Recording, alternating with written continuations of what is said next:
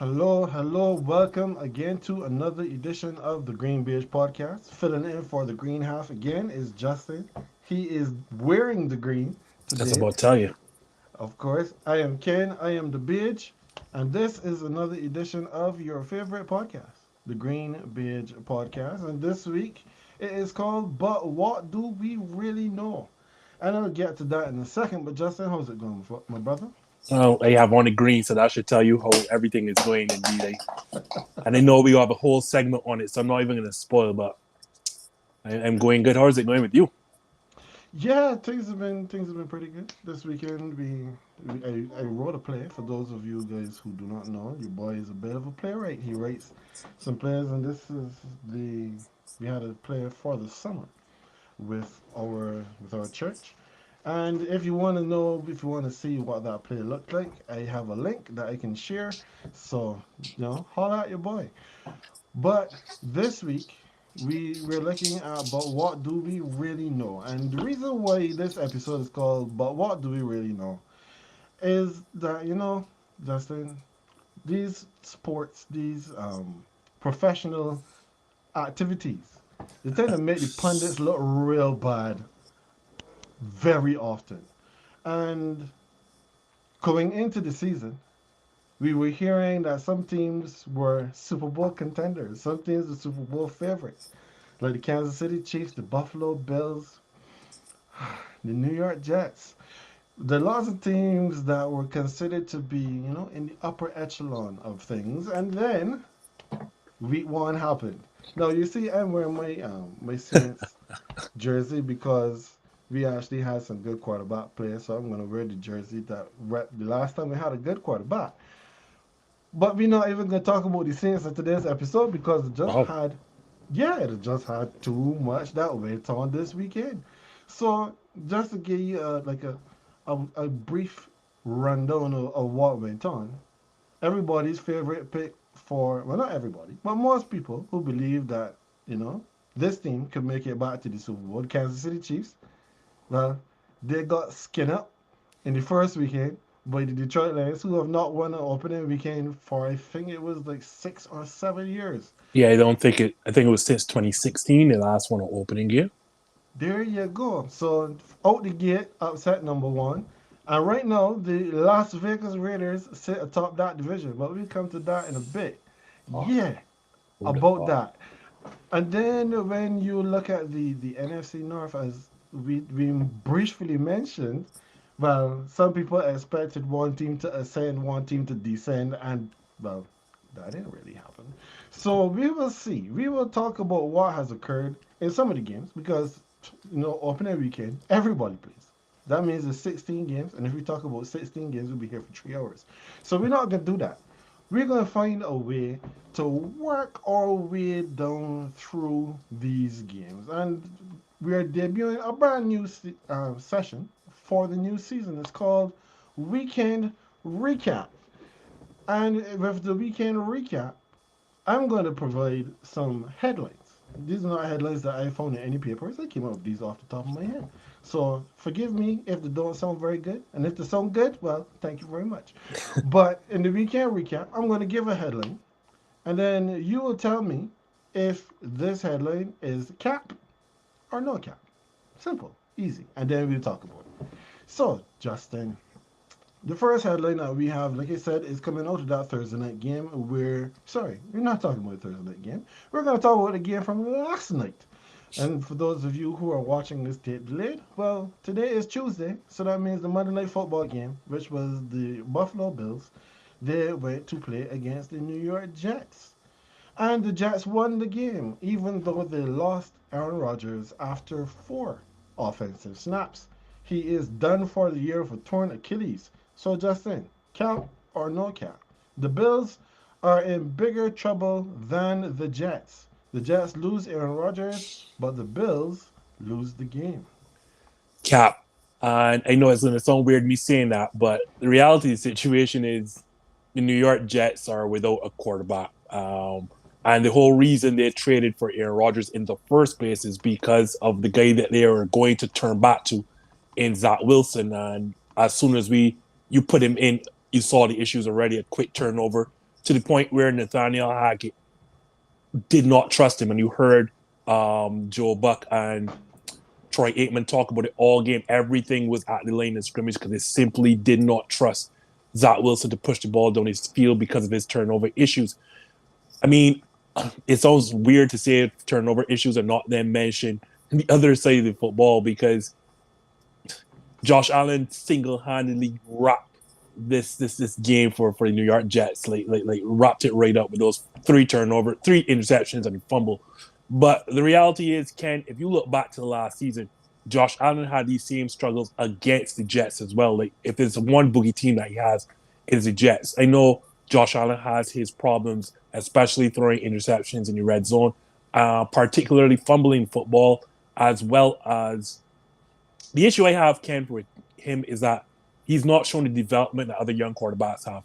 And he relies too much on forcing the issue, whether his legs or his kind of an arm.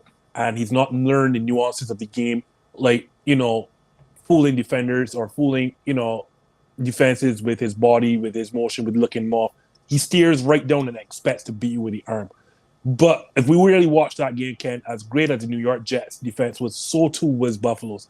And you're returning almost like with everyone, with the exception of, I want to say, Tremont Edwards and Von Miller. Like this is a great defense. And then you picked up the former Beer and also former help me out here, linebacker, pass rusher. Like you add that, Mm-hmm. you add that Leonard Leonard Floyd. Floyd. Mm-hmm. This defense is going to be great. And what I really saw that gave me promise for these Buffalo Bills was the presence of a running game. Finally, they committed to running the football, and you saw what that looked like. I am going to actually say, Cat, I think that, yeah, I'm not going to judge them on week one, especially against such a great defense. Arguably the best defense in all the NFL in Jets. He had these struggles in Josh Allen. He had these struggles last season. I think the Buffalo Bills will rebound from that. Josh Allen will hopefully do a better job protecting football, and you'll see what Buffalo really looks like. Yeah, I'm a bit torn on this one between it being cap and no cap. And the reason for that is yes, the Jets do have an elite defense. It probably might turn out to be statistically the best defense in the NFL by the end of the season. But the fact still remains that this Buffalo Bills team could not find a way to get away from Zach Wilson and the Jets. Now, I understand when you say that there's concerns about Wilson, and that's why um, Hackett was willing or very um, conservative with everything that he did when Aaron Rodgers went out. However, the fact still remains that you would have expected more. You would have expected more from Buffalo in this game. And I saw something that said that since Josh Allen has been in the league, he has the most turnovers. Since Out, 2018, like 80 something turnovers since 2018. That's startling. yeah, that is ridiculous. So it is Ooh. concerning that is what's happening in that for that team. What's happening, Adam? Welcome to the show. Glad that you could join us. I know it is really early in the morning for you, so we are happy that you could be with us. We are talking about your division, and it's partially though, Justin, that because of the division that they're in, that I am a little bit more concerned. Because when we look at what happened in that AFC East, we had the Jets come back and well come from behind, take them to overtime. Well, the Bills had to take them to overtime, and then got beat at at the Jets. Right? We had the Patriots who didn't play their best game. We would have to agree, but still took the Philadelphia Eagles to the wire, even though the Eagles were able to pull that game out. And then there's Miami that we could probably touch on in a little bit. So now the Bills find themselves one down in the lost column because somebody had to win in this division this weekend. They were playing against the Jets. But Adam, the Bills This is the question: cap or no Yes, cap? fam. The Bills are in bigger trouble than the Jets. The Jets lose Aaron Rodgers. The Bills lose the game. Is that cap or is that no cap? Cap, cap bigger than mine.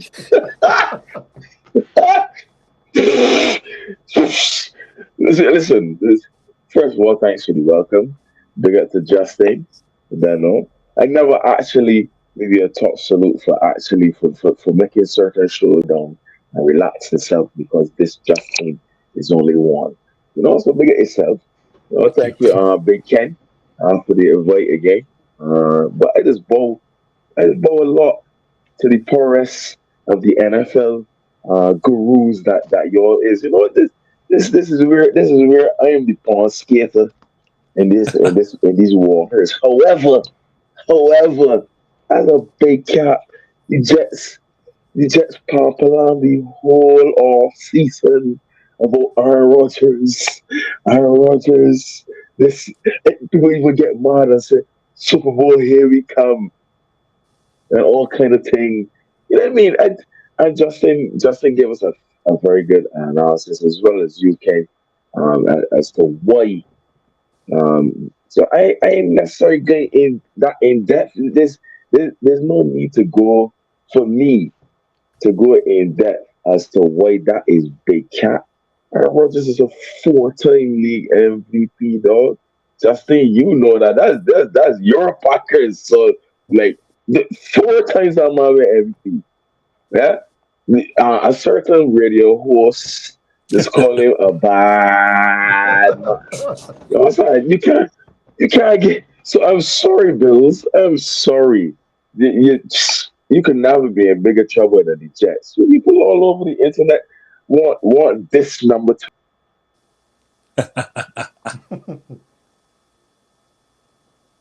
We lost your audio there, Adam, I think. Yeah, somehow we lost what you were saying, but yeah, we understand that. I know that the radio shows and the talk shows today had to be on fair. Did Greeny even turn up for work today? Because I forgot to turn in. I have no idea because I just told myself I did not want these people coloring my analysis and my takes. So I avoided all sports media today. Today I was working and I was keeping an eye on the Wheel of Time. That's an excellent show, by the way. So if you Oh, haven't checked it out, I would recommend it. So yeah, Adam, let's see. Is your audio back? I don't know. Is it? Is it? Is It it? is. Yes, One, we two, can one, hear you two. now. Check. All right. So everybody said that my very first headline for this weekend recap was cap. So let's see about the second one. So Thursday night football. This was the opening of the new NFL season, and we had the Kansas City Chiefs, well, unveiling the banner in their Arrowhead Stadium while playing against the Detroit Lions. Everybody and their mama expected that the Chiefs were going to run away with this game. But there was a little bit of concern that came up when we heard first that Travis Kelsey was going to, well, he got hurt during the week, and then we heard that he was out from the game.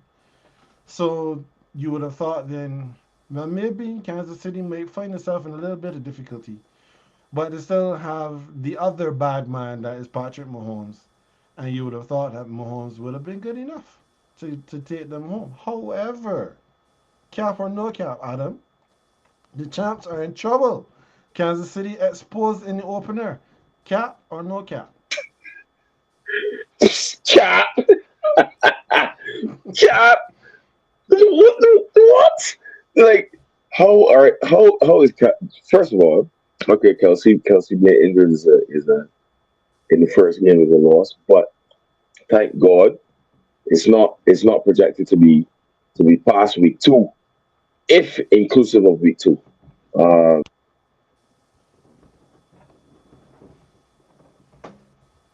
your audio is So, gone again, Adam.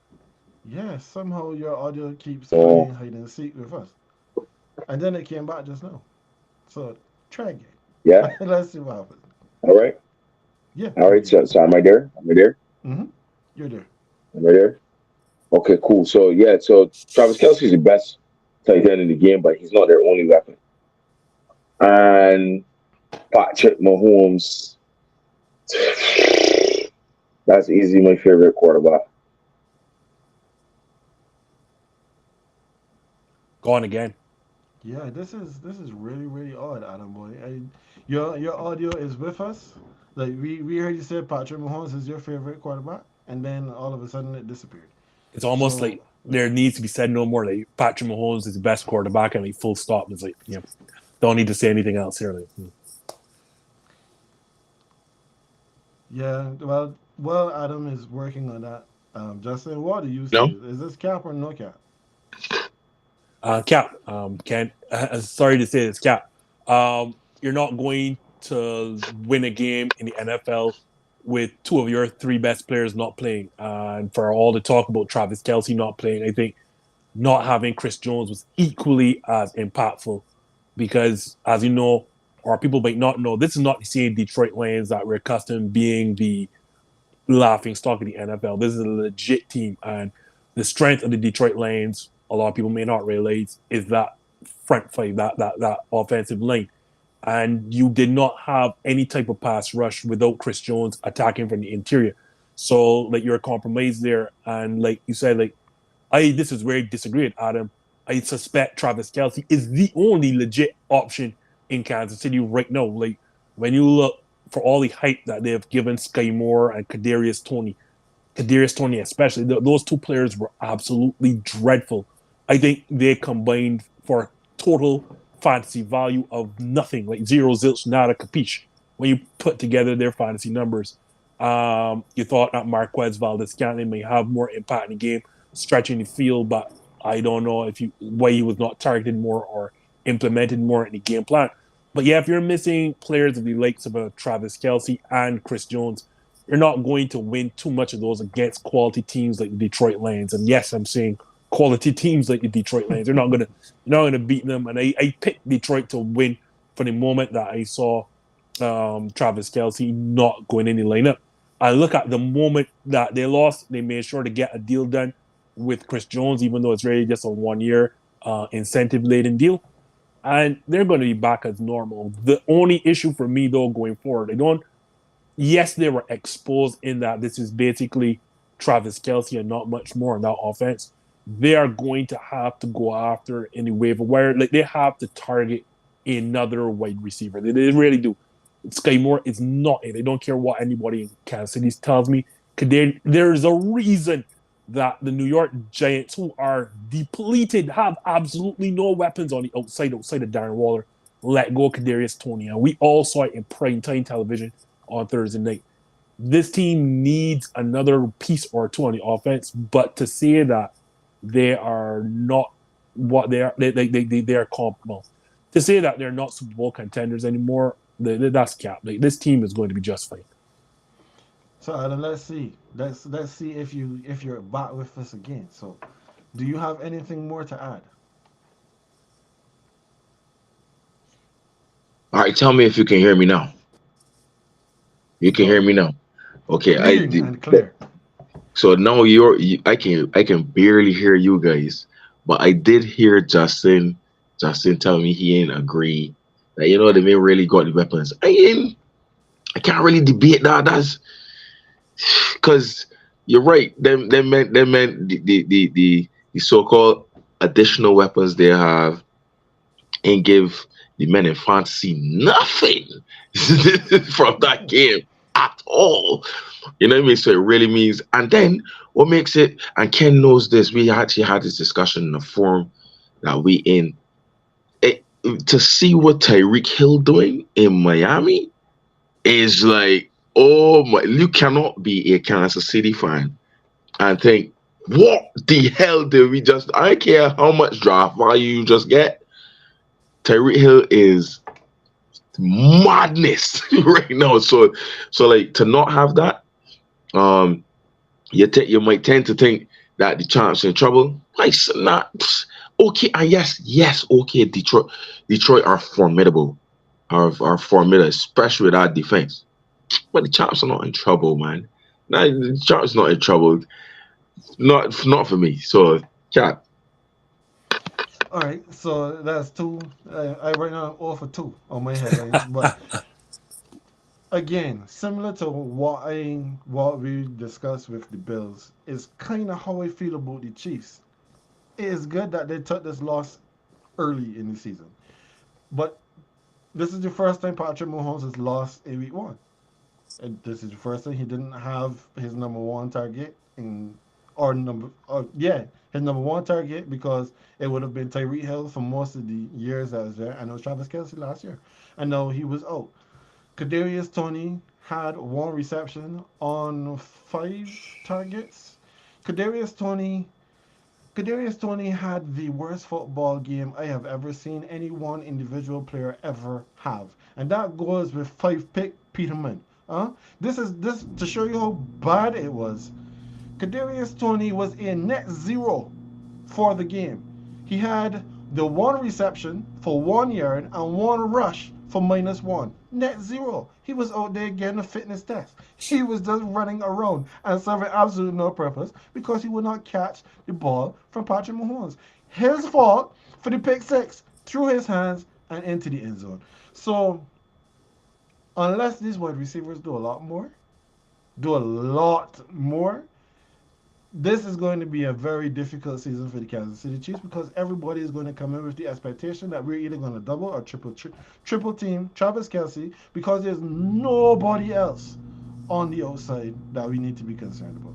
I suspect we're going to see a lot of Isaiah Pacheco and Clyde Edwards-Helaire for the foreseeable future right now. I know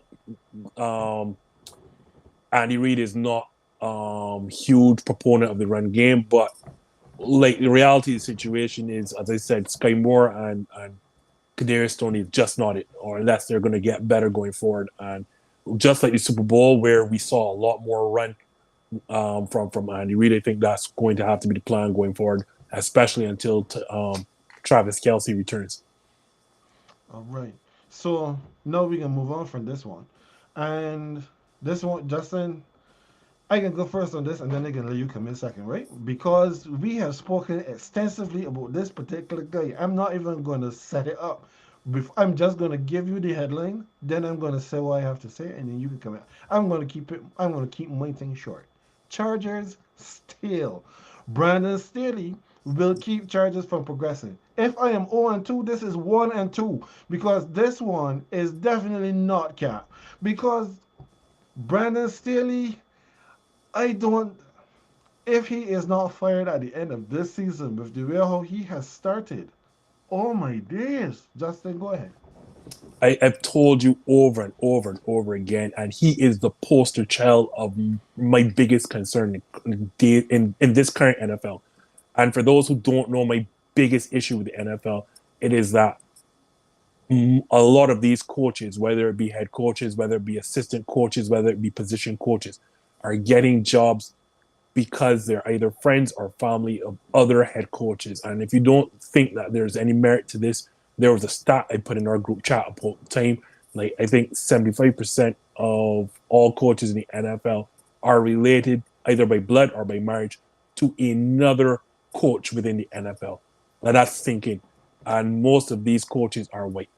I have sold out to the Brandon Staley issue. This man, remember, this man's pedigree is on the defensive side of football. For those who don't know, he was not brought in to coach Justin Herbert.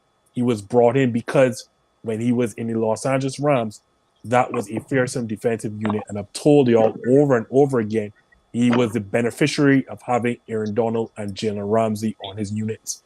I know you're seeing the thing like the LA Rams have gotten progressively worse defense. Not the LA Rams, sorry. The LA Chargers have gotten progressively worse defensively since he has taken over the helm. And on top of that, as a head coach, not only is he a bad defensive player caller, but on top of that, this team is needlessly aggressive on fourth downs, especially on their side of the field. He is not a good game manager, and this team is bad defensively. For all the talent, and this is not a team that just has Justin Herbert or Austin Eckler. This team is loaded on the defensive side as well. For all of the talent that the LA Chargers have had, this is this is an underachieving unit, and you need to look no further than last year's divisional round or wild card round. Sorry, when they went up 25-0 on the Jacksonville Jaguars and blew that lead to a second-year quarterback with a new head coach, and you lost that game at 25-0. The LA Chargers, if they even get into the playoffs, are going to be one and done. Brandon Staley does not deserve to be a head coach in this league. Far as I don't even know if he deserves to be a coordinator. You can continue now, Adam, but I've had a lot to say about it. I could go on and on. Ken could tell you if there is a coach I am not a fan of in this league, it is him. Wow. So everything clear now on my end, right? Everything clear. Crystal clear. Yeah, boy. I feel like my son boy need to hide that man for Justin now, boy. No, I'm gonna say this, Adam. Since we want to get into this, name me a black coach that has walked into this league and been a beneficiary of a set of talent outside of Mike Tomlin, who obviously outside of Mike Tomlin, who would have inherited a prestigious team that was always Super Bowl bound because he took over from Bill Cowher, and that team was always ready to contend. But if you take out somebody like Mike Tomlin, name me a black coach that has been given the keys to a team so talent-laden, ready to win titles, like a lot of these white coaches as well. It doesn't happen. It doesn't happen. And can you imagine if a black coach had been given this Los Angeles Chargers team, this current one right now, they would not have survived last year, especially not after that 25-0 debacle that happened against Jacksonville Jaguars. No black coach, I can assure you, can survive that. Look at Steve Wilkes. Steve Wilkes had one season of losing in Arizona and was gone and replaced with Cliff Kingsbury. What has Cliff Kingsbury done in the 4 or 5 years that he's been in Arizona? One playoff season, and it has been one debacle after another in Arizona. And if there's a poster child, with star talent as well. With star talent, and you keep bringing in one player after free agency after another. And Brandon Staley again is the poster child for this, because they can look past Cliff Kingsbury to say that he didn't even deserve to get out of college. But the reality situation is Brandon Staley was in the NFL with a ton of defensive talent, comes onto a similarly loaded Chargers team. Look what we're seeing year after year after year. Yeah. You can't. Wow. You even made me start to think about. I'm sorry, Ken. You was coming at me. You was coming. You was coming at me. It's your turn. It's your turn. You even made me start to think across sport. What black head coach or manager has been given that level of talent, like championship aspiration, title winning talent, and then been given a pass for blowing it? And it's pretty difficult you can think of one or two head coaches, but they actually delivered. Like, for example, Doc Rivers in Boston, or Tyronn Lue in Cleveland, if you're talking the NBA, or if you, and I'm not even going to football, as in football, not American football. Like, I'm not even going there. So I actually started to think across sport. You think of Brandon Staley, like when you look not even look last season, the season before. Y'all remember he had one game to win to get into the playoffs. And what happened? All he had to do was sit down, right, and allow the Raiders to run out the clock, which we're going to do to play for the tie. And what did Brandon Staley do, Ken? What did Brandon Staley do? Brandon Staley sit down and call a timeout, the worst timeout I've ever seen. Allowed Rich Bisaccia to sit down and think, hey, let me rethink this and run the football. When everybody, and his excuse was that we were not in a run defense. Rich Bisaccia was not going to run a play, and he called a timeout. A timeout when Rich Bisaccia was comfortable saying, all right, we got time, and both of us going in. Then you turn around again, you barely squeak into the playoffs, you're playing on the road against a Jacksonville Jaguars team with a second-year quarterback with a new head coach and a bunch of young Fresh, players around him. fresh, Second year fresh, running back in Travis Etienne. And what do? fresh. Blow as a defensive-minded coach, you blow a 25-0 lead. Yep. And then this week, you give up 36 points to the Miami Dolphins. You're allowed to At home. to at At home. Yeah, home. at home. You're allowed to pass for the fourth highest number of yards in a week one in 466. You're allowed Tyreek Hill to have the third highest number of yards by a wide receiver in week one Smoke them, with man. 215 on 11 receptions.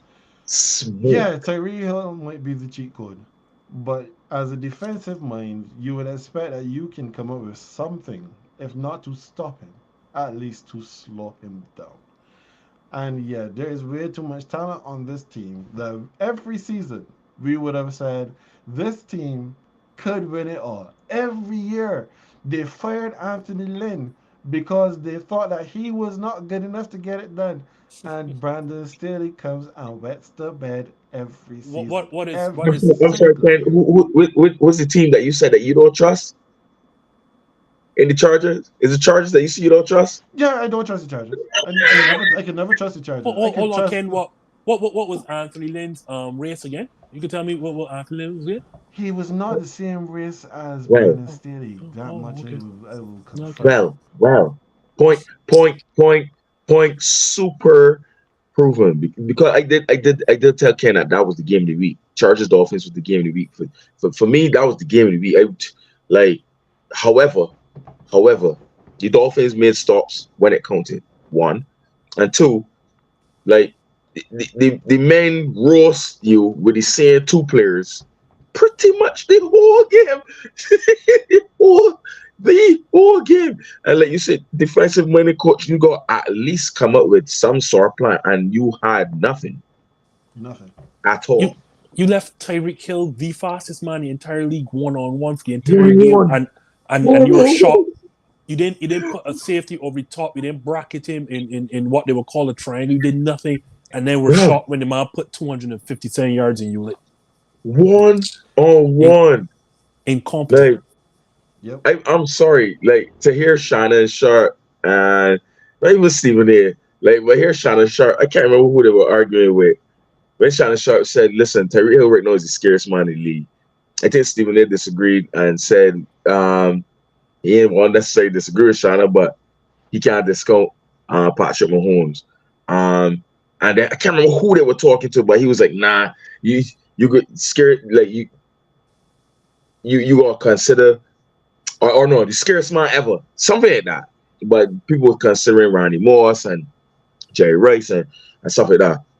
Shannon's response, the first thing he said was what you said just now, Justin.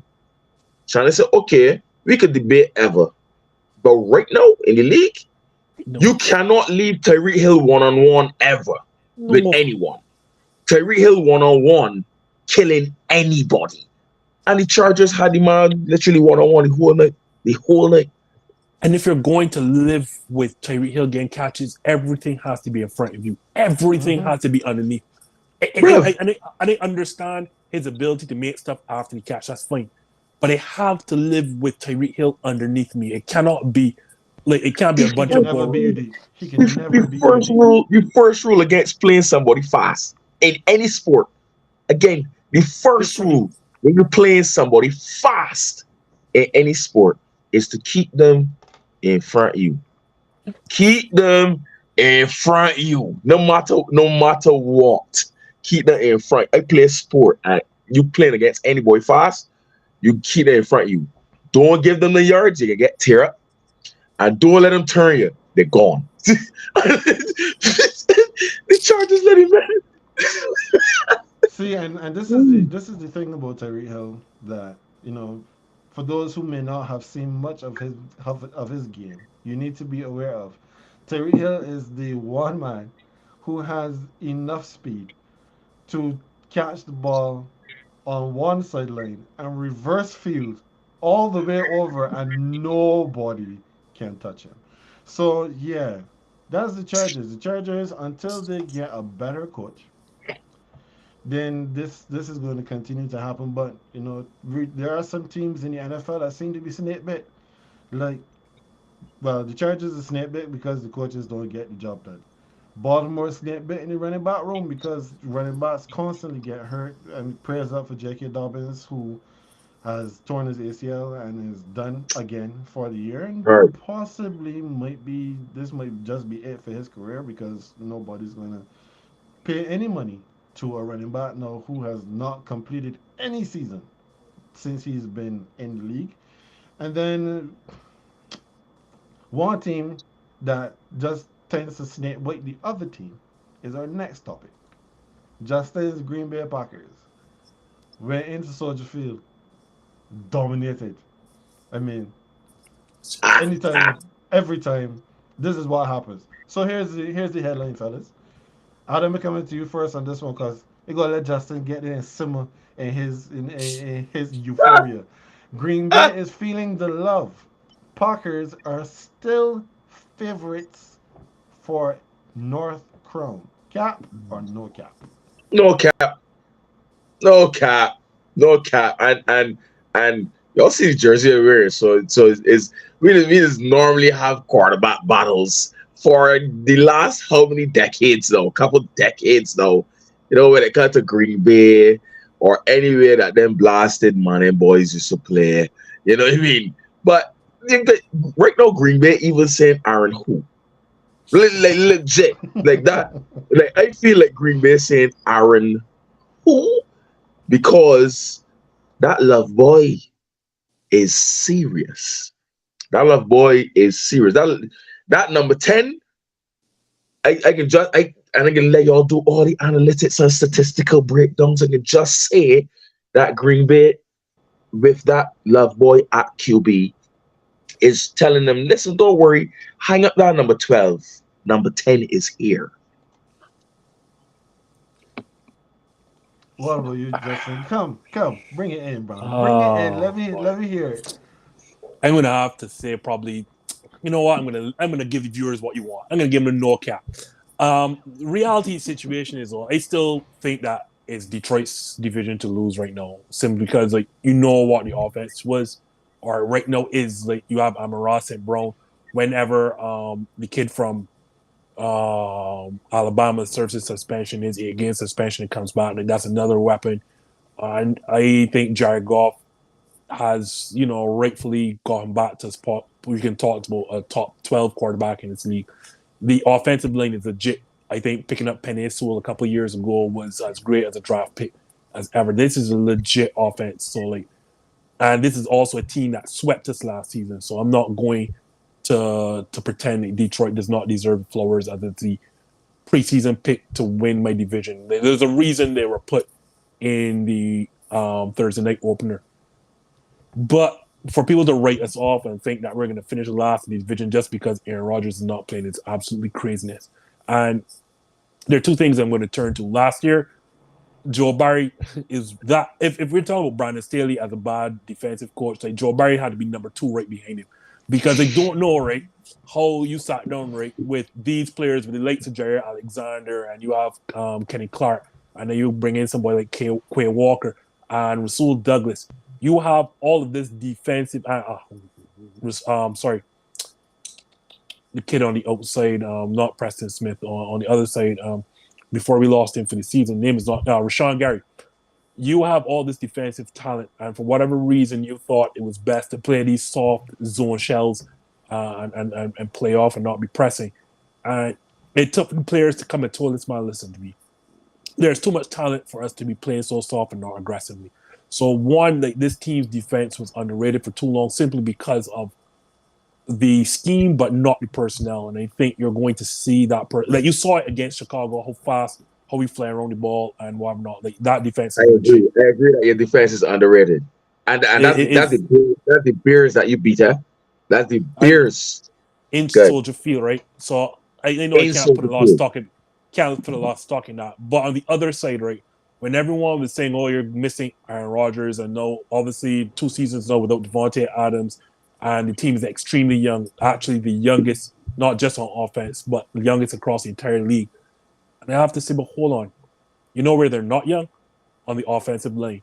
And if you sat down and watched Sunday's game, and I knew it was coming, we won both lanes. We won the battle of the trenches, and that offensive line is where this team is going to go. And it all goes back to the running game. Know that Aaron Rodgers is gone. Know that you're not going to be changing plays at the line of scrimmage. No, he's not going to be calling his own number.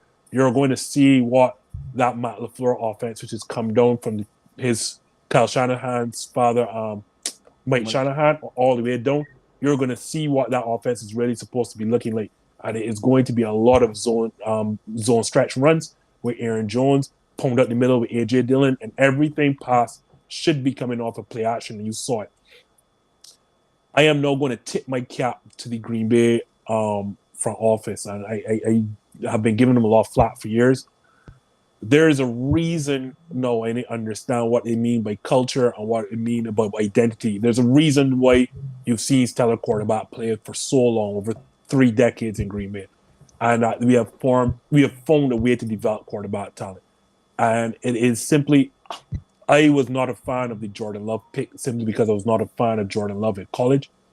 This team has found a way to remodel what Jordan Love looks like. And they thought, look, we're not going to just throw him out there. We're going to have him sit down, learn 3 years under one of a top 10 all-time quarterback in Aaron Rodgers, and know you have seen what Jordan Love looks like now. And I'm not going to sit here and expect another Hall of Fame quarterback. But what I do know is a man who's going to protect the football. And as Dan Orlovsky showed, this is a man that's already in his first year as a starter, first game as the team's QB1, has already learned from Aaron Rodgers how to manipulate defenses with his eyes and with his body. And you saw that on 2 of the touchdown throws. This kid, he may not be great, but we're going to be good enough. And I'm going to put this note and put my neck on the block. Ken, we are going to get one of those final playoff spots this year. All right. I have not seen anything so far to suggest otherwise, Justin. And I am going to call cap on this one. I'll be the only one that says that this headline is cap. And the reason why I think that this headline is cap is because of the other team that you mentioned, the Detroit Lions. The Lions earned that victory in Arrowhead. They didn't play, or it wasn't like if. Yes, we know that there was a lot of drop passes and a lot of other stuff that did not go according to plan for Kansas City. But you can't take anything away from what Detroit actually did in that game. But they're the only competition right now for that division with the Packers. Oh, some Viking fans may have something to say to you, Ken, but it wouldn't be me because I'm with you. Well, let them say what they have to say. The Vikings found a way to lose the game at home against Baker Mayfield and the Tampa Bay Buccaneers. Facts. I expected that in my division we would have had 2 winners this weekend. The Saints, I expected the Saints to beat the Titans. That game was tighter than it should have been, in my opinion. But we didn't have very good offensive line play. The left tackle was getting beat like a turnstile. So it made things very difficult for Derek Carr. Yet still he was able to throw for 300 yards. So let that sink in. With dodgy You have to ease that one in, right? But of course we won the game, and my new quarterback threw for 300 yards. I bet you, if ever my boys to do the unthinkable against Philadelphia, who almost dropped the down ball, I would have come in here shining too. I don't care how much to throw. I would have come in here shining too. So carry on, sir. You're easing that one nicely.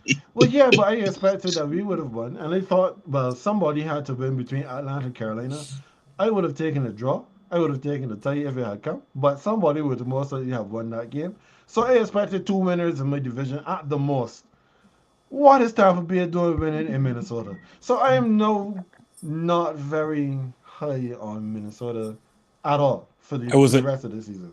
I wasn't last season either. I tell people, if you're relying on winning 11 one-score games, the chances are that's going to catch up to you.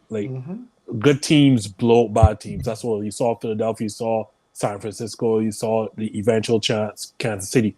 Like if you're a good team, you blow out bad teams, and you winning 11 one-score games. Like that's a record in the NFL, and it's going to catch up to you. 11 and 0 one-score games last season, and look, 0-1 this season. Like, you're not going to live in this sport just winning a bunch of one-score games at the death. Exactly. So now Jordan Love has given Green Bay the reason to dream because he has played very well in this first week of the NFL season, and Chicago lost their fool's gold because everybody that was saying that Chicago was going to be so much better, well, they're not. At least not yet. We'll see what happens later on. You know, DJ Moore, he had two catches. What's his name? That came over from Pittsburgh. I can see his face. He did not even. Chase Claypool could not have been on the field. Chase Claypool could not have been on the field. I swear to you, Ken, at no point did I hear anyone mention Chase Claypool's name. It did not. He could not have played. He could not. He had two targets for zero catches, and he registered a 0.00 for fantasy. So, but a lot of zeros here this weekend. This has been one of the worst weeks for fantasy I have ever seen, personally. Like seriously, yeah. I don't even want to go into that because Justin, I can start to sound like you on coaches not too long ago. If I start to talk about my fantasy fortunes, this. I think y'all have been a little bit harsh on the Bears though. Like the Chicago looking a little bit sluggish. As far as I'm concerned, looking a little bit sluggish, but I don't think you can turn your back on Chicago. At the same time, I still feel Green Bay was relatively impressive, man. And all kudos to Detroit, but Green Bay is a dark horse. Defense in Chicago there are too many things that need addressing. Like, and everyone's so concerned about you need to get weapons for Justin Fields. No, the first thing you need to do is address that offensive line. And if Justin Fields was not the freakish athlete he was, he probably been sacked 10, 11 times. It's just like, get some win. The first thing you need to address is that offensive line in the worst way possible. And second, and most importantly, that defense is just bad. It is just really, really bad. And it's hard for me to watch that because I've grown up in this division. I've been watching this since 92. I've grown up in this division knowing Chicago to be monsters of the midway because they've always produced great defensive talent. But that defensive talent is no longer there. Yeah, that is definitely true. And you know, that leads me so nicely into the last topic of today. Because you talk about defense, right? And one of the things that was a problem for the United States FIBA basketball team was their defense. That was a challenge. That was not the only challenge, however, because the U.S. team missed out on all medals. This was the team that was expected to come back home and say, we are the world champions. Not like the Denver Nuggets who are the champions of the NBA. But you know, this just makes Nolas seem like a prophet. World champions of what? You go to FIBA and you lay an egg. No, Justin, I know you've played ball. Adam, I know you've played ball. I just watch ball. So I will defer on this topic to you guys, but I have a thought that I want to posit as we start this discussion before we get out of here today. I believe that the US has done themselves a disservice now, because it wasn't always this way, but they've done themselves a disservice now by implementing NBA head coaches to be the head coach of the national team. And the main reason why I say this is that you have, in this case, you have Steve Kerr, who is the head coach of the Golden State Warriors. And along with him, then you have Tyronn Lue, who was supposed to be the defensive coordinator for this squad. And the other coaches who Eric Spoelstra was also there as well. Right, Eric Spoelstra, right. So you had three quality coaches But you know what these coaches are Treat it back. right. But you know what these coaches are not going to do? These coaches are not bringing their A playbook, because when you bring your A playbook with all of these other players who don't play for your squad and coaches who don't coach with you, then they're going to be able to take all of these notes home with them and beat you using your playbook when they see you in the league. So, Adam, I'll let you go first on this one. What I'm happened? sure you won't let me go Or through I'll let Justin go first then. Justin, what happened because here with You these start. boys in FIBA? You start in the right place, and it all comes down to coaching. And so let's start. Like, problem number one for me, right, is that they started. If you watch the build up, or you heard the build up to them going into this World Championship, the first thing was that they were touting Jalen Brunson as the star of this team, right? And I'm like, why are you doing that before even a game is played? Like, why are you doing this? And I told him, I have a chat with one of my friends because we always talk about international basketball, right? And I said that's going to come back and bite them in the ass, because like there's no need to build him as a star of this team. And when you look, right, let me avoid Jalen Brunson for the start and get back to Steve Kerr. You're correct. And not because of you're talking about bring your plays on your A game. The problem is with these NBA coaches, you're not playing NBA basketball. You're playing FIBA basketball. And there's so many differences, especially the game shorter. But the most important difference that NBA coaches keep forgetting is that there's nothing called 3 seconds in the key. And that means you can leave a man and protect the rim, but these coaches keep forgetting that. Steve Kerr, thinking this is the NBA, brings his style and constant switching. And I don't know why he keeps switching screens, because while you see over and over again, you're leaving smaller players to have to defend bigger players in the paint. All you need to do at this level, unless you're playing against a team that shoots the ball extremely well, is to sit back in the 2-3 zone and leave your rim protectors. You have one of the best rim protectors in the entire world in Jaren Jackson Jr. And yet, because you have this switching style, you have Jaren Jackson Jr. out on guards, out on the perimeter, instead of standing up in the paint and just standing up in front of the rim. Like, you can leave Jaren Jackson Jr. in the paint in front of the rim. Like, you're like, there is no 3 seconds. So then you get and you play these smaller lineups, right? I talked about Jalen Brunson, right? And I told people over and over again, I would not start Jalen Brunson because Tyrese Halliburton, because of his ability to pass the basketball, because Jalen Brunson is not exactly a facilitator, right? Tyrese Halliburton is. His ability to not just facilitate, not just to move the ball, but he can shoot the ball and defend multiple positions, is the reason that Tyrese Halliburton should have been the starting point guard in this league. And I'm not just putting that out there because people will look at me like, but Jalen Brunson, I'm going to give you just one stat that proves everything.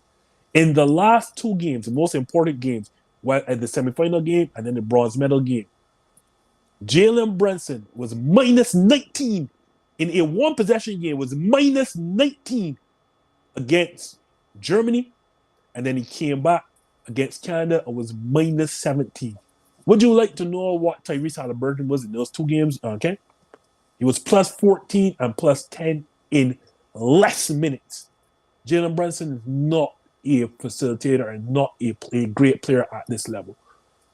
Steve Kerr and all of these head coaches, the NBA head coaches, are not suited to play in the FIBA game. They think that this is the NBA. It is not. Look at where the recent success with the Redeem team from their failures from 2006 World Championships, right? When they got past that and defeat from the FIBA Americas tournament in 2007, right up to all their success in the 2016 Olympics games. Who was their head coach, gentlemen? Who's their head coach? Coach K. And where does Coach K coach? Collegiate basketball. He coaches collegiate basketball, which mirrors FIBA basketball. These NBA head coaches are clueless when it comes to this basketball. This is not the NBA. You do not need to be switching screens. You do not need to be playing man. And you do not have to be fearing about leaving your big players outside the paint. Put Jaren Jackson, you put Walker Kessler in front of the paint, because there is nothing called 3 seconds in FIBA basketball. Go right ahead, Adam. So see, you actually, thank you, sir. You actually fit where I was going to start, which is at Ken's point with the coaching as well.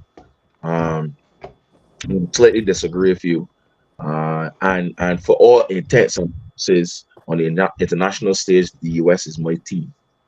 Mhm. I'm sorry. When it comes to basketball, this is like my second skin. And I remember I remember watching the Olympic Games in '88 when they got beaten. I remember that. Yeah, I had the opportunity to live in Brazil and hear Brazilians boast about all back when they beat the US in the '80s with their star player Oscar and blah blah blah blah blah. So That's my man, whereas a lot of people, Oscar Smith, man. That's my guy. Schmidt, you know what I mean? So whereas a lot of people begin their US backing from the Dream Team, I remember the reason for the Dream Team. I can remember the discussions, the countries that didn't want the NBA players to play because they knew of the massive disparity that no longer exists, pretty much. However, when it comes to collection of talent, there is still a distance between the US best and anybody else best. I would debate that with anybody. The US best 10 or 12 players is better than anybody else 10 or 12 players by far. Ain't even close. It's not even close. Which is why, and this was my second point, but I hop in my first point to just say this, which is why I am glad they lost. I back the US because you continue to try to disrespect the world on the world stage by sending not just your B or C team, a D team at best to an international tournament just because you created and invented the sport and have a greater collection of athletic talent. Because it's no longer just talent, maybe only athletic talent now. And think that can get you by. Guess what? 2004 Olympics should have taught you that. That's almost 20 years ago.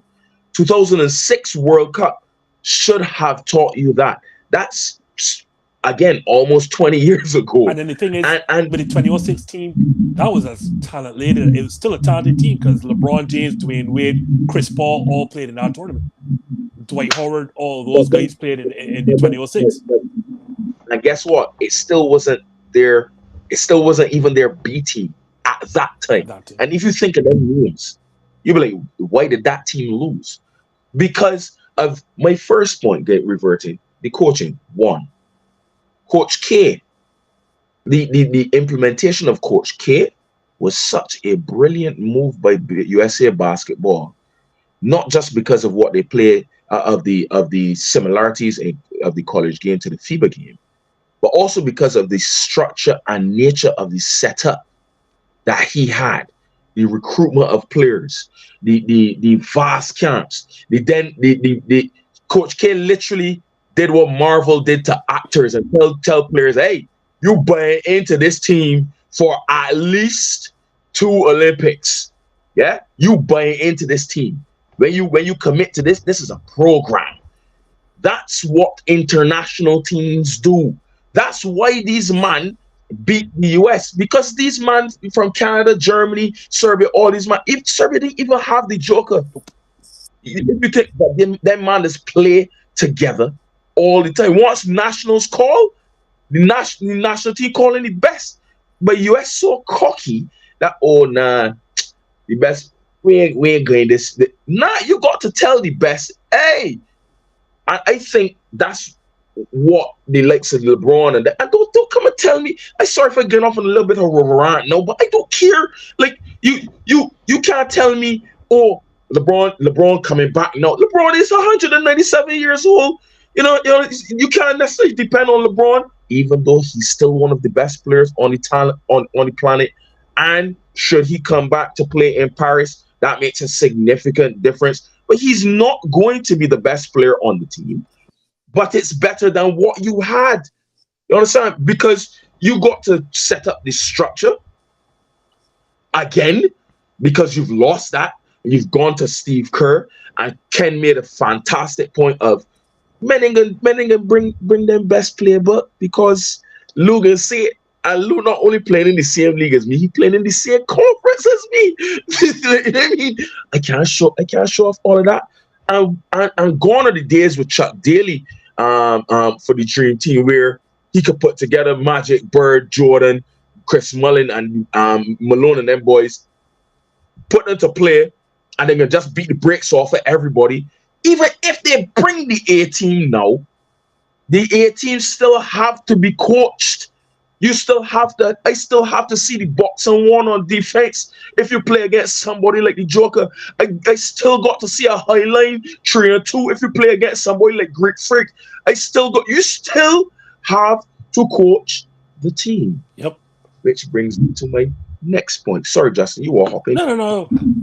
To your point, even when you brought the best, because I agree with that, a lot of people forget the 2008 and the 2012 games on Beijing and London, because as great, like those teams were stacked. LeBron James, Dwayne Wade, Kobe Bryant. Well, Dwayne didn't play in 2012. And then the 2012 team had Kevin Durant.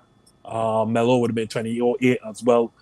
When you look at those stat rosters, everyone forgets 2008 and 2012, Spain gave them everything they could handle in both gold medal games. Because, again, it is a different style of basketball. No matter how great your athletic talent is, right? As you talked about the chemistry, that was Spain's golden generation with the Gasol brothers, La Bomba. Then you're talking about Ricky Rubio, the point guard that used to also play for Toronto. Carvajal. There you go. Like when you look at that squad, Rudy Fernandez on the wing, like this is it look like that Spain team. They're not man for man in terms of talent, be as great as Team USA, but it's chemistry and they know the international game just as good. And Paul Gasol gave it to them in both gold medal games. Like and USA, it took everything for Team USA to win both gold medal games. Go right ahead. So I'm saying, as much as you bring your best, understand that your best still is not. It's just not like it has to be your best, and the coaching has to be good enough. Continue, Adam. Yeah. Like you bring up Spain, but what about Argentina? Argentina had a golden generation. The same Argentina that murdered them in the 04. They but again in 08, and the likes of Kobe, LeBron, same Melo, and them that remember that. Like you had Manu, you had.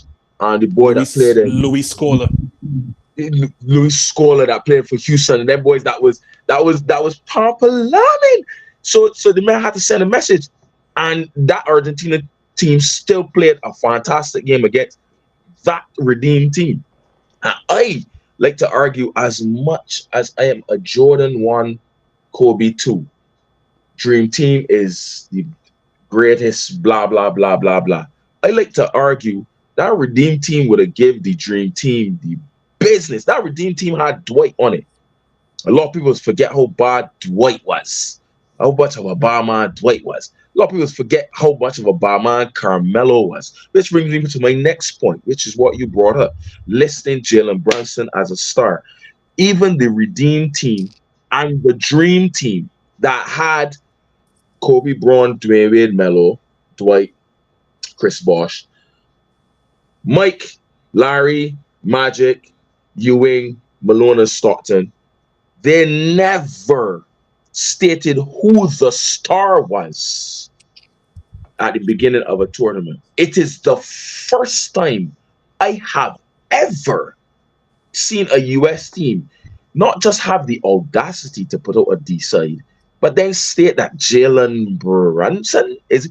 How disrespectful are you? Because that team had Anthony Edwards on it. As far as I'm concerned, there's one, maybe two, possibly three people off of that team that I would take to Paris. That team that just lost. And none of them is Jalen Brunson. Anthony Edwards would be one. The other would be Jarrett Jackson. And the third would be Mikal Bridges. That's it. I ain't carrying. And you are correct, because Tyrese Halliburton not only had a better plus minus than Jalen Brunson, he also ran the team better for the eye test. It's as simple as that. I have never seen such madness in my life. So hopefully, and I'm finishing on this point, hopefully, when the US get it together after that spank it again, because yes, Noel had a point. I think he was very ignorant in the manner in which he stated it. I've said this before because it is a moot point. Like the way how the US is called itself world champions is actually ridiculous. Um, but when the NBA stars argue, it's slightly different in basketball because the level between the NBA and other leagues around the world is actually quite great, and the global talent they have, and blah blah blah.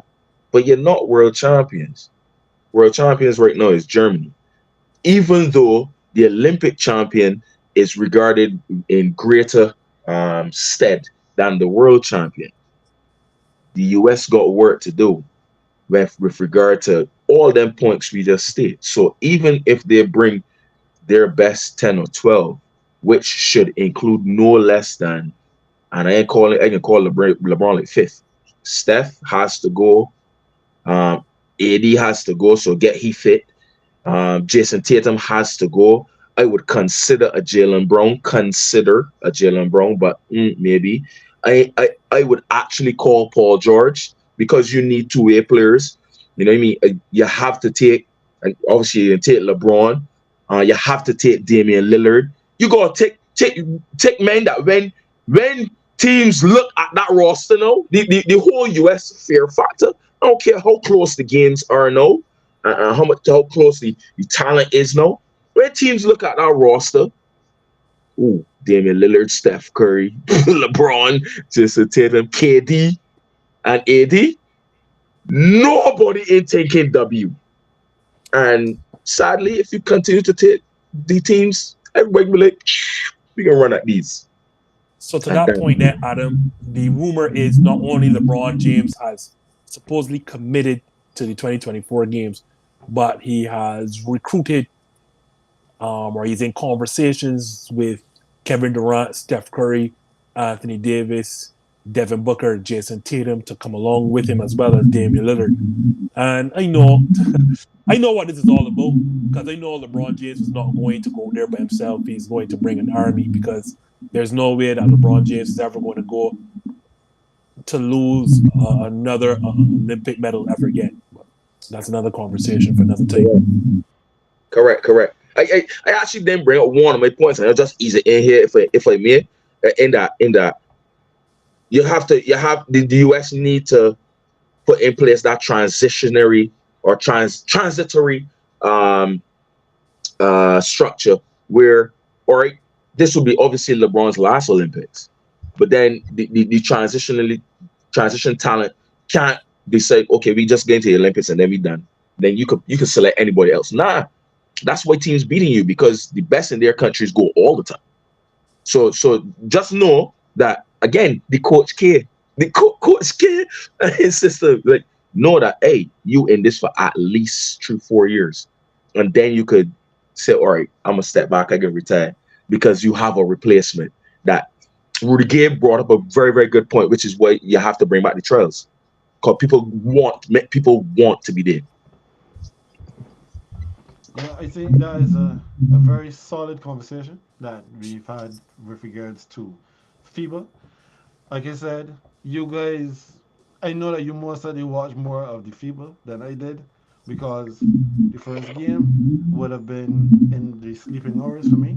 The second game would have kicked off somewhere along the time that I would have been leaving home. And by the time I get to work, I'm only seeing the second half. So I didn't see as much of the basketball as I would have liked to see. But what I did see showed me that the US just were not ready in terms of squad composition and then the schemes that they played. In these games, defensively, it was not there, and they paid the price. They paid the price that they should have paid because you cannot expect that you would just turn up and beat people. The days of that are long past. So Go we on. will see. We will see what they have learned from this experience. If LeBron is going to bring the army, then let's see the army go there and do something. At least my guy Steph would get an Olympic medal because he has never gotten one. That's the only thing that he is missing. So, fellas, we are here for an hour and 10 minutes. So let us wrap this up. Justin, tell the folks where they can find you. Right now, we've still been on hiatus, but at some point, hopefully, we can return. That is on my body. I won't put this on my team of Neil and Marsha. This is solely on me. But at some point, we hope to return. That's hashtag this just in. The only this just in no with Matt Kelman's departure from ESPN, the rightful this just in. So if you want to find us, we still have our stuff on YouTube. Hopefully, when we return, that'll be Monday night, 7 p.m. Eastern, 6 p.m. Central. Sorry, 7 p.m. Central, 8 p.m. Eastern, but we're still on Monday nights on YouTube. For all of our all short form content, you can find us on Instagram, on Facebook, as well as Twitter, which is now known as the X. X. That's hashtag this just in. When we return, we will officially announce that right here on GreenBaje. All right. All right, Adam, and tell the folks where they can find you as well.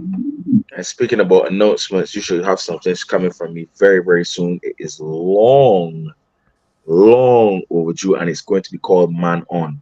Man On. So you can get something coming from me just now, Philosopher, and I am on the X, Philosopher 005, as well as on Instagram. You can find me Jean-Marc underscore Maximus. Call at me, talk about anything. I actually have some very interesting conversations with some folks who have never known before about sports. So continue to big up GreenBaje. Follow them everywhere. You know, Ken and give you all the plug and follow this just in. He ain't give the GMT. He gave the Central and the Eastern times. You know what I mean? So for anything that is Eastern, just calculate 5 on top of that.